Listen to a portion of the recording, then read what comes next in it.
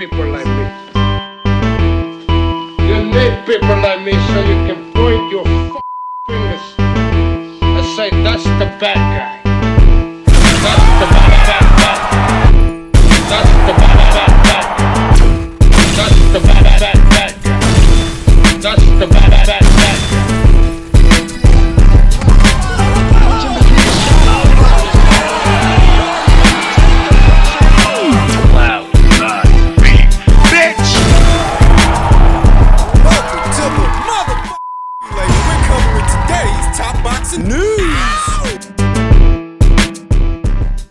Okay, we'll start with this. On the heels of her shock upset loss this weekend to Elif Turan, Brian Peters, who manages the career of Beatriz Ferrer, took to social media and said, "Not the result we wanted, but Beatriz will bounce back from this and become a world champion again. Bia remains a true champion and a wonderful ambassador for Brazil and women's boxing. Congratulations to Elif Turan on a great performance." It was jarring seeing anyone handle someone as skilled and someone as strong, someone as fierce as Beatriz Ferrer, the way that Elif Turan handled her. She just stepped to her, let her hands go, and something heavy got in. That's the gist of it. That's how it happened. There wasn't much science to it. Elif Turan is a fighter who really, really believes in her power, so she puts everything into those punches, oftentimes overcommitting. Swings pretty hard and pretty wild, but you don't want to be on the receiving end of any of those punches. Not a one, as every single one of them is a kill shot. I mean, look, we all know what happened and why. The question is, what should Beatriz Ferrer do now? My first recommendation is to shoot for the rematch. As crazy as it sounds, I believe that Beatriz can win a second fight, taking everything she learned in the first one and applying it to a second. I believe, if nothing else, she can outmaneuver Elif Turan in a rematch. Elif Turan doesn't have the subtleties and small coordinated movements of a Beatriz Ferrer. And I know what you're thinking, that, well, none of that stuff helped Beatriz in the first fight. I get it, but it could help her in the second, because now she knows what she's dealing with and what kind of power Elif packs. She knows to respect that power, to respect Elif Turan. That could in effect make her sharper, or it could make her a deer in the headlights. It all depends on whether or not Beatriz and her team, as a unit, want that second fight. I would recommend it. You take care of this now, while the wound is still fresh, not allowing it to fester. Get over this hurdle, get over this obstacle, get your belt back. If you do this now, you become stronger from it as a result. And I believe that Beatriz can win the second fight. Now, if by some chance the rematch doesn't happen, maybe Elif Turan doesn't want to give her one. Well, I don't imagine that Elif is going to be all that busy with the other champions at the weight. None of them are going to want to touch her with a 10-foot pole. Perhaps not, but that doesn't guarantee that Beatriz will get a second fight either. So, in a situation where Beatriz can't get a rematch with Elif, what should she do then? She should probably move back down to super feather, because in case you forgot, that's where Beatriz started out. She started out at 130 pounds. Currently, Alicia Baumgartner holds 3 of the 4 major titles at that weight, but beyond her next fight, I don't imagine she's going to stay there much longer. I imagine she's going to move up and drop those 3 alphabet titles, at which point Beatriz can try to pick one or some of them up. Target the winner of Ferrer versus Pursoon. After Alicia Baumgartner dropped her WBC title in protest for 3-minute rounds in a women's boxing match, the World Boxing Council ordered a fight between Caroline Ferrer and Delphine Pursoon. Winner of the fight becomes the new WBC champion. Beatriz can always target the winner of that fight. Winner of that fight is a lot more beatable than Elif Turan. There's also that to consider. But those are her options. She can pursue a rematch with Elif Turan straight away, who I don't imagine many girls are in a hurry to fight, or she can move back down to super feather and see about becoming a champion down there. Beatriz Ferrer is still one of the best fighters anywhere at or around these weights. Even if Elif handled her, doesn't mean everybody else is going to be able to do that. Onward and upward. Wish her all the best. Elsewhere in the world of boxing, Mike Tyson announces date and location for Floyd Mayweather exhibition. Mike Tyson can't wait to get his hands on Floyd Mayweather, although it was announced in September that an exhibition bout between the pair of boxing legends would take place. Not many details were revealed, but according to Tyson, things have been ironed out. It's going to be in March, and it's going to be in Africa, Tyson told An Experience With. This is going to be incredible. We're going to break all the records. It's going to be one of the biggest events in the history of the sport. It's unclear if their meeting will take place at a catchweight, being that Tyson made his mark as a heavyweight champion while Mayweather captured titles in 5 weight classes from junior lightweight up to junior middle. In Mayweather's case, he's grown accustomed to the exhibition world since retiring in 2017 following a knockout win over Conor McGregor. The 2022 Hall of Famer has participated in several exhibitions, including against the likes of Logan Paul, John Gotti III, Tenshin Nasukawa. As revealed by The Ring, the 48-year-old has also recently flirted with the idea of making a return to take on Manny Pacquiao, albeit for a real fight. As for Tyson, he ended a near 20-year retirement on November 15, 2024, to take on YouTuber turned cruiserweight Jake Paul. Tyson, 58, at the time, lost a lopsided decision. So between Mike Tyson and Floyd Mayweather, this is theoretically supposed to have a lot of name value attached to it, but these are still just 2 old men.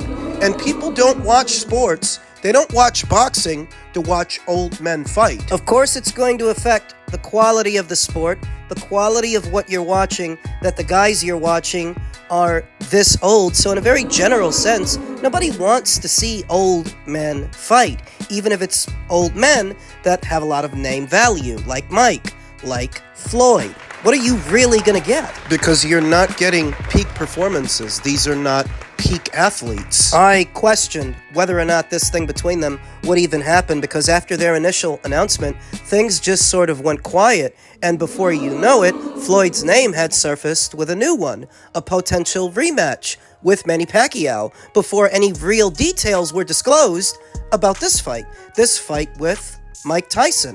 It's supposed to be going down in Africa.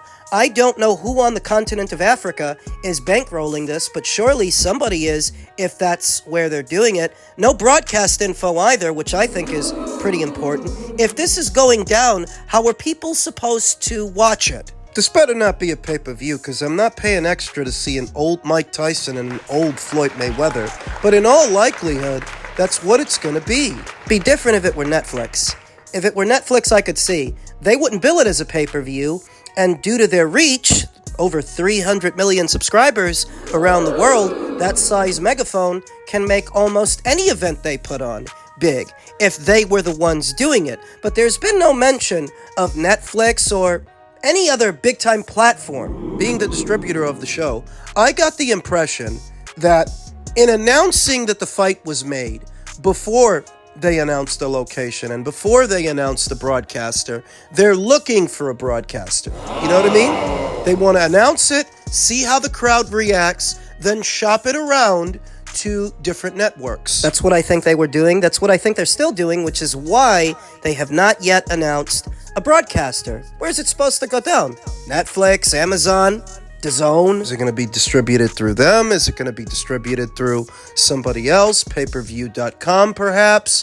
Where are you supposed to watch this if you want to watch it? Nostalgia would be the driving force for a main event like this. It would have to be. The nostalgia in seeing Floyd Mayweather in the ring, and of course Mike Tyson, who I view as the bigger name of the two. Floyd has been fighting in exhibition fights for years now, many of which don't move the needle and don't get much attention. Whereas anything you do with Mike, it's going to get reported on. It's going to get talked about. It was stated, the main driver for a fight like this, an event, I should say, would have to be nostalgia. Nostalgia on the part of the audience you're marketing it to. Though I myself am not so nostalgic over either of these retired fighters that I'm actually excited to see this. I'm not.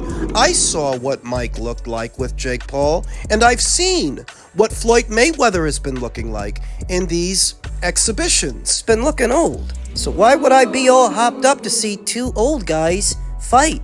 Two guys that are past their prime. That's the opposite of why people watch sports, watch boxing. They want to see peak fighters in peak form, at peak levels. Peak athletes, whereas these guys peaked ages ago. So what the fuck is the point in seeing them fight now? What, so that they can line their pockets with our money? As stated, Floyd Mayweather's been trying to do that for years. He's fought in several exhibitions, many of which flew pretty low on the radar. Attaching his name to Mike is an effort to continue to do that. Would have seen last year that Mike Tyson's name, even in retirement, retains a lot of marquee value. We just saw him in a worldwide event bankrolled by Netflix last year with Jake Paul, whereas Floyd's exhibitions comparatively have not been on that same scale. So Floyd's telling himself, I got to attach my name to Mike's. So let's make a long story short.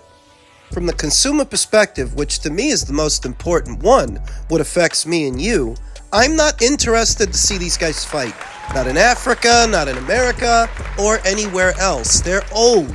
And if the idea is to build this as a pay-per-view, you can count me out. Yeah, you fucking forget it. I'm not paying extra to see these two guys, one of which is basically a senior citizen. No way. Big part of the reason it worked on Netflix, Mike Tyson versus Jake Paul, is because it wasn't a pay-per-view, so it was immediately accessible to all of their hundreds of millions of subscribers. But if you're going to be charging people extra... Yeah, I don't want to see this shit. Not that bad. I'm not kicking out extra money for two old guys. Sorry. And super lightweight news. Apparently Roach fought with a broken hand against Cruz. I did well enough to win with one hand.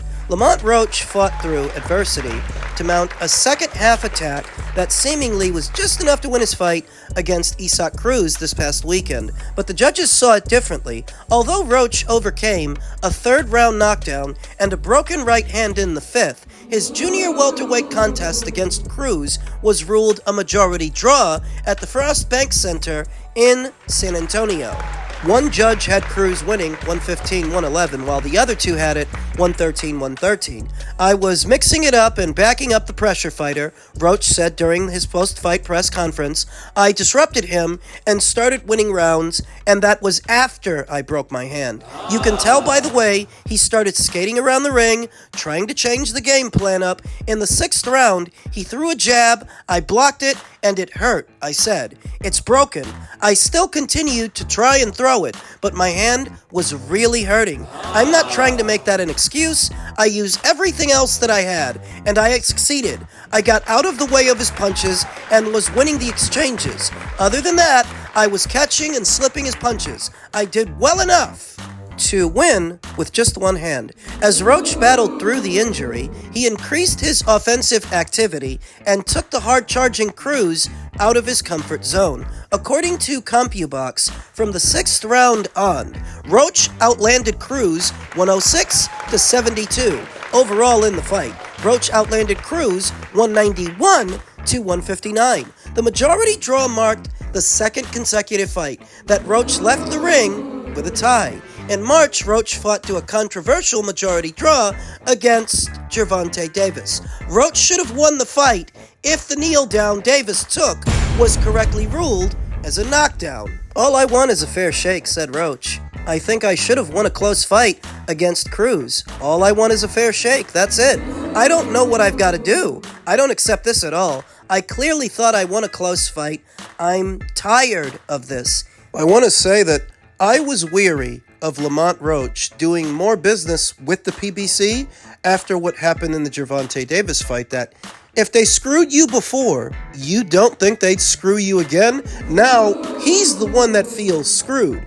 I myself actually agree with the draw. As I was scoring it live, I had it about 5-5 after 10, with Lamont Roach picking up the 11th, Cruz picking up the 12th. I agreed with the draw, but it's not about what I agreed with, it's about how Lamont feels. Lamont feels like he got screwed. Well, you're the one who wanted to keep doing business with the PBC. What were you expecting? The post-fight press conference, Cruz let an interesting soundbite out that they want the immediate rematch. They want to run it back right away. They're not like Gervonta Davis, who didn't want to give a rematch to either Cruz or Lamont Roach. And we'll see. I have my reservations about that.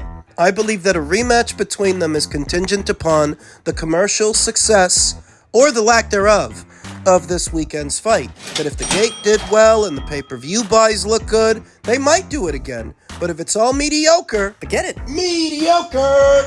Now, what else came out after the fight was Gervonta Davis's reaction, saying that he wants to run it back with Cruz next year after his knee gets better. Now, I didn't realize he was experiencing any knee issues, aside from taking a knee in the Lamont Roach fight. This expressed interest in an Cruz rematch might be enough for Team Cruz to put distance between themselves and a Lamont Roach rematch and focus on a Gervonta Davis rematch that we all know they've pursued for some years now, and comparatively is a bigger commercial fight for them than another fight with Levant. Now, why specifically would Gervonta prefer to run it back with than run it back with Lamont? ain't the one that forced him to take a knee. Not the one who knocked him down. He's not the one who, after the fight, everybody was saying he should have won. So for Gervonta, the Cruz fight may seem the easier fight, the more winnable fight, and the more marketable fight. Being of Mexican descent. That if Gervonta Davis has a preference, that might be a part of it. That might be the why he prefers to fight again than Levant. So that does hamper things for a Roach versus Cruz rematch, but remember, Lamont Roach already has a broken hand, so that would have hampered things anyway. I'll be honest that I feel Lamont Roach should probably return to the lightweight division, because moving up there for a one-and-done with Cruz, who's not a real 140-pounder anyway, doesn't communicate to me that Lamont can hang with the big boys at 140. Isaac hasn't. You know that Isaac has 4 or 5 fights at this weight, none of which are against real 140-pounders. It's not against Gary Antoine Russell. It's not against Subriel Matias. Just saying, Lamont Roach is really not a big guy, and I don't know how he'll handle himself against real 140-pounders, because Isaac is not that. Whereas there may be an area of opportunity down there at 135. Guys are more to scale for a Lamont Roach at 135 than they are at 140. It's a younger division as well when you look at who's out there. Floyd Schofield, Abdullah Mason, Andy Cruz. Could target the winner of Joe Cordina versus Gabe Flores, set to go down this weekend. That could be a person of interest for Lamont. I believe that he needs to move back down. He's not cut out to fight at 140. Stands a better chance of beating guys at 135, and because of the draw with Gervonta and the more recent draw with Cruz, his stock didn't take a hit. He's still somebody.